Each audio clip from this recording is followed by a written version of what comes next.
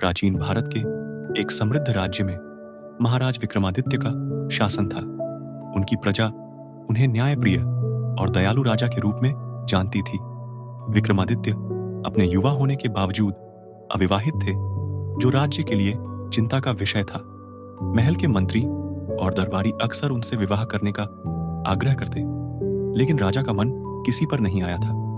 एक शरद पूर्णिमा की रात, जब चांद अपनी पूरी भव्यता में था, राजा विक्रमादित्य अपने महल की छत पर टहल रहे थे। अचानक उनकी नजर महल के बगीचे में एक अद्भुत दृश्य पर पड़ी। एक अत्यंत सुंदर युवती, जिसका सौंदर्य चांदनी में और भी निखर रहा था, फूलों के बीच नृत्य कर रही थी। उसके काले लंबे बाल हवा में लहरा रहे थे और उसका सफेद वस्त्र चांदनी में चमक रहा था। राजा मंत्रमुग्ध होकर उसे देखते रहे। युवती का नृत्य इतना मोहक था कि वह अपनी आंखें उससे हटा नहीं पा रहे थे। जब वह नृत्य समाप्त करके जाने लगी, तो राजा ने तुरंत अपने सैनिकों को उसे रोकने का आदेश दिया। लेकिन जब सैनिक बगीचे में पहुंचे, वहां कोई नहीं था, केवल एक सफेद मोर का पंख पड़ा था। अगले दिन राजा ने पूरे राज्य में घोषणा करवाई कि जो कोई भी उस रहस्यमयी युवती के बारे में जानकारी देगा, उसे पुरस्कृत किया जाएगा। कई दिन बीत गए, लेकिन कोई सूचना नहीं मिली। राजा का मन उस युवती के विचारों में खोया रहता। वह हर रात उसी समय छत पर जाकर बैठ जाते, उम्मीद में कि वह फिर दिखाई देगी। 1 महीने बाद फिर पूर्णिमा की रात आई। राजा अपनी आदत के अनुसार छत पर थे। ठीक उसी समय वही युवती फिर प्रकट हुई। इस बार राजा ने स्वयं नीचे जाने का निर्णय लिया। वह सीढ़ियों से उतरकर बगीचे में पहुंचे। युवती उन्हें देखकर भागने लगी, लेकिन राजा ने उसका हाथ पकड़ लिया। रुको, मैं तुम्हें कोई हानि नहीं पहुंचाऊंगा, राजा ने कहा। मैं केवल जानना चाहता हूं कि तुम कौन हो। युवती ने मुड़कर राजा की ओर देखा। उसकी आंखें अद्भुत थीं, एक नीली और एक स्वर्णिम। मेरा नाम मायावी है, उसने कहा, और मैं आपको चेतावनी देती हूं महाराज, मुझे जानने की कोशिश मत कीजिए। मेरे साथ कुछ ऐसा है जो आपके लिए खतरनाक हो सकता है। लेकिन राजा विक्रमादित्य को उसकी बात से कोई फर्क नहीं पड़ा। वे पहली बार में ही उसके प्रेम में पड़ चुके थे। मुझे कोई खतरा स्वीकार है, उन्होंने कहा, लेकिन मैं तुम्हें जानना चाहता हूं। मायावी ने गहरी सांस ली। ठीक है, उसने कहा, लेकिन एक शर्त पर। आप कभी भी मुझसे मेरे अतीत के बारे में नहीं पूछेंगे और न ही यह जानने की कोशिश करेंगे कि मैं कहां से आती हूं। राजा ने बिना किसी हिचकिचाहट के हाँ कह दिया। उस दिन से मायावी नियमित रूप से महल में आने लगी। वह दिन में कभी नहीं आती, केवल रात में, वह भी सिर्फ चांदनी में। राजा और मायावी की प्रेम कहानी राज्य में चर्चा का विषय बन गई। कुछ लोग कहते कि वह कोई देवी है, कुछ कहते कि वह डायन है, लेकिन राजा को इन बातों से कोई फर्क नहीं पड़ता था। मायावी ने महल में अपना एक विशेष कमरा बनवाया, जिसमें कोई खिड़की नहीं थी। सिर्फ छत में एक बड़ा सा छेद था, जिससे चांद की रोशनी आ सकती थी। वह दिन में वहीं रहती और रात में ही बाहर निकलती। राजा के साथ उसका प्रेम दिन प्रतिदिन गहरा होता गया। लेकिन जैसा कि अक्सर होता है, प्रेम के साथ शंका भी जन्म लेती है। राजा के मन में धीरे धीरे सवाल उठने लगे। वह कौन है? कहां से आई है? क्यों सिर्फ रात में ही दिखाई देती है? उनके मंत्री भी उन्हें चेतावनी देते रहते कि यह सब कुछ ठीक नहीं है। एक दिन राज्य के पुजारी ने राजा को बताया कि उन्होंने मायावी को एक अजीब रूप में देखा है। महाराज, उन्होंने कहा, मैंने उसे आधी रात को मंदिर के पीछे देखा। वह एक सफेद मोर में बदल गई और उड़ गई। यह सुनकर राजा को अपनी पहली मुलाकात का वह सफेद मोर का पंख याद आया। उनकी जिज्ञासा और बढ़ गई। एक रात जब मायावी गहरी नींद में थी, राजा ने उसके कमरे में प्रवेश किया। चांद की रोशनी में उन्होंने देखा कि मायावी के शरीर पर सफेद पंखों के निशान थे। अगली सुबह मायावी ने राजा की आंखों में देखा और कहा, तुमने अपना वादा तोड़ दिया है, अब मुझे जाना होगा।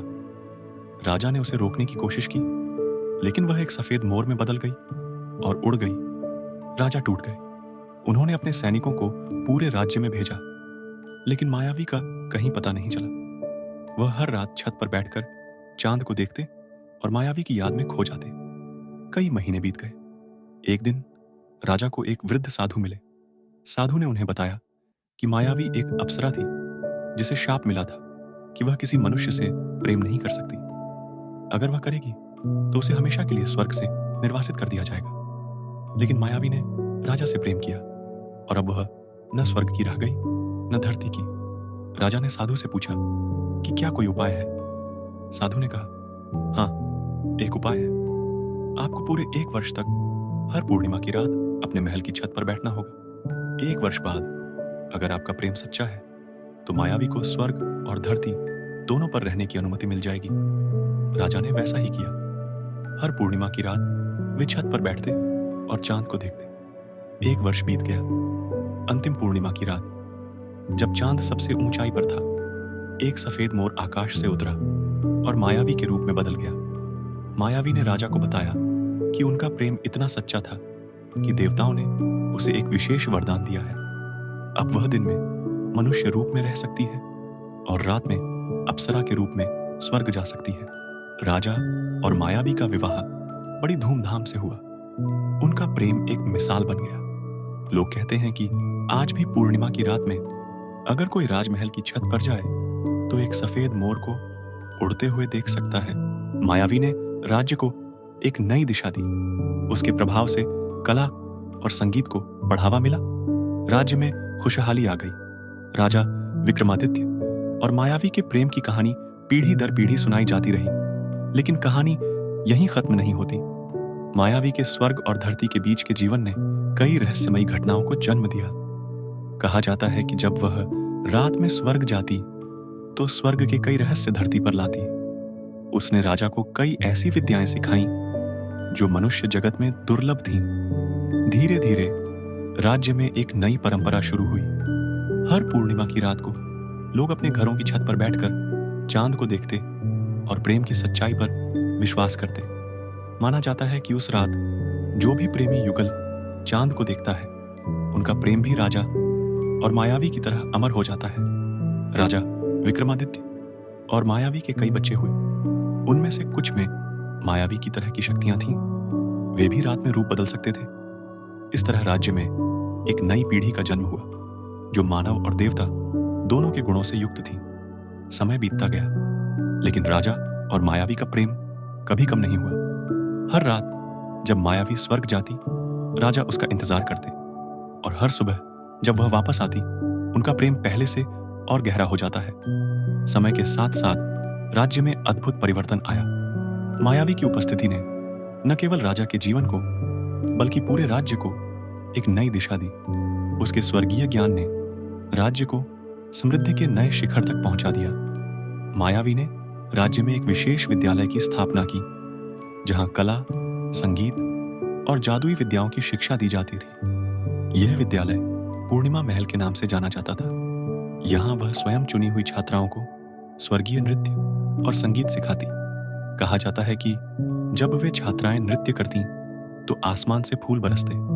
राजा विक्रमादित्य और मायावी के 5 बच्चे थे, 3 पुत्रियां और 2 पुत्र। सभी बच्चों में अपनी मां की तरह की कुछ न कुछ विशेष शक्तियां थीं।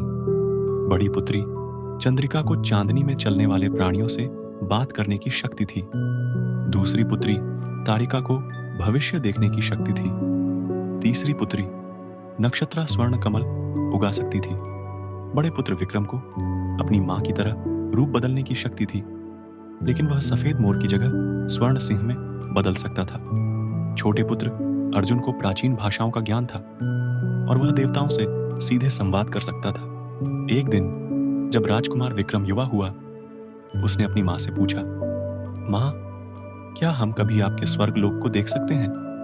मायावी ने मुस्कुराकर कहा, बेटा, स्वर्ग लोक जाने के लिए विशेष परीक्षाओं से गुजरना पड़ता है। तुम सभी भाई बहनों को अपनी शक्तियों का सही उपयोग सीखना होगा। इस पर राजा विक्रमादित्य ने एक विशेष प्रतियोगिता का आयोजन किया जिसमें उनके 5 बच्चों को अपनी शक्तियों का प्रदर्शन करना था। यह प्रतियोगिता 7 दिन तक चली। पहले दिन चंद्रिका ने चांदनी में चलने वाले प्राणियों को बुलाकर उनसे राज्य की सुरक्षा का वचन लिया। दूसरे दिन तारिका ने आने वाले संकटों की चेतावनी देकर राज्य को सुरक्षित रखने का मार्ग बताया। तीसरे दिन नक्षत्रा ने अपने स्वर्ण कमलों से राज्य के खजाने को समृद्ध किया। चौथे दिन विक्रम ने स्वर्ण सिंह के रूप में राज्य की सीमाओं की रक्षा का प्रदर्शन किया। पांचवें दिन अर्जुन ने देवताओं से संवाद करके राज्य के लिए आशीर्वाद प्राप्त किया। छठे दिन सभी भाई बहनों ने मिलकर एक विशेष अनुष्ठान किया जिससे राज्य में सुख समृद्धि बनी रहे। सातवें दिन मायावी ने अपने बच्चों को स्वर्ग लोक की सैर कराई। स्वर्ग लोक में जाकर बच्चों ने देखा कि उनकी मां कितनी महान थी। वहां के देवता और अप्सराएं उनका सम्मान करते थे। मायावी ने अपने बच्चों को स्वर्ग के विभिन्न रहस्य बताए और उन्हें कुछ विशेष उपहार दिए। चंद्रिका को चंद्रकांत मणि मिली जो चांदनी को संग्रहित कर सकती थी। तारिका को एक ऐसा दर्पण मिला जिसमें वह भूत, वर्तमान और भविष्य तीनों काल देख सकती थी। नक्षत्रा को स्वर्ण बीज मिले जिनसे वह कभी भी स्वर्ण कमल उगा सकती थी। विक्रम को एक ऐसी तलवार मिली जो उसके रूप के साथ बदल जाती थी। जब वह सिंह बनता तब तलवार भी स्वर्ण दांत में बदल जाती। अर्जुन को एक ऐसी वीणा मिली जिसके माध्यम से वह किसी भी भाषा में संवाद कर सकता था। स्वर्ग से लौटने के बाद राज्य में एक नया युग शुरू हुआ। राजा विक्रमादित्य और मायावी ने अपने बच्चों के साथ मिलकर राज्य को स्वर्ग जैसा बना दिया। हर पूर्णिमा की रात को विशेष उत्सव मनाया जाता जिसमें पांचों राजकुमार और राजकुमारियां अपनी शक्तियों का प्रदर्शन करते। लेकिन इस खुशी के साथ एक चुनौती भी आई। पड़ोसी राज्य के एक दुष्ट तांत्रिक ने इस शक्तिशाली परिवार को नष्ट करने की योजना बनाई। उसने एक ऐसा मंत्र तैयार किया जो चांदनी को विषैला बना सकता था। एक पूर्णिमा की रात जब मायावी स्वर्ग जा रही थी, तांत्रिक ने अपना मंत्र प्रयोग किया। चांदनी विषैली हो गई और मायावी घायल हो गई। वह धरती पर गिर पड़ी। राजा विक्रमादित्य और उनके बच्चे तुरंत वहां पहुंचे। चंद्रिका ने अपनी चंद्रकांत मणि से शुद्ध चांदनी निकाली। तारिका ने अपने दर्पण से देखा कि तांत्रिक कहां छिपा है। नक्षत्रा ने अपने स्वर्ण कमलों से विष को नष्ट किया। विक्रम स्वर्ण सिंह बनकर तांत्रिक का पीछा किया, जबकि अर्जुन ने अपनी वीणा से देवताओं को पुकारा। देवताओं ने तांत्रिक को शाप दे दिया और वह एक काले पत्थर में बदल गया। इस घटना के बाद राज्य की सुरक्षा और मजबूत कर दी गई। मायावी ने अपने बच्चों को और भी कई रहस्यमयी विद्याएं सिखाई।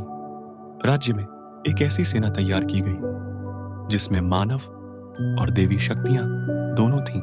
समय बीतता गया और राजा विक्रमादित्य और मायावी की कहानी किंवदंती बन गई। लोग कहते हैं कि आज भी पूर्णिमा की रात में अगर कोई पूर्णिमा महल में जाए तो उसे 5 स्वर्ण प्राणी दिखाई देते हैं। एक सफेद मोर, एक स्वर्ण सिंह और 3 स्वर्ण कमल। राजा विक्रमादित्य और मायावी का प्रेम एक ऐसी कहानी बन गई जो बताती है कि सच्चा प्रेम सभी बाधाओं को पार कर सकता है, चाहे वे स्वर्ग की हों या धरती की।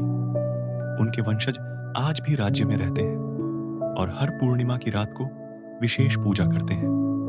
कहते हैं कि जब भी कोई प्रेमी युगल मुसीबत में होता है, मायावी का स्वर्ण मोर और विक्रम का स्वर्ण सिंह उनकी मदद के लिए प्रकट होते हैं। इस तरह राजा और मायावी का प्रेम न केवल उनके जीवन में बल्कि पीढ़ियों तक प्रेमियों की रक्षा करता रहा। आज भी जब चांद पूरी तरह खिलता है, लोग कहते हैं कि मायावी और उसके बच्चे स्वर्ग और धरती के बीच यात्रा करते हैं, प्रेम और शांति का संदेश फैलाते हुए।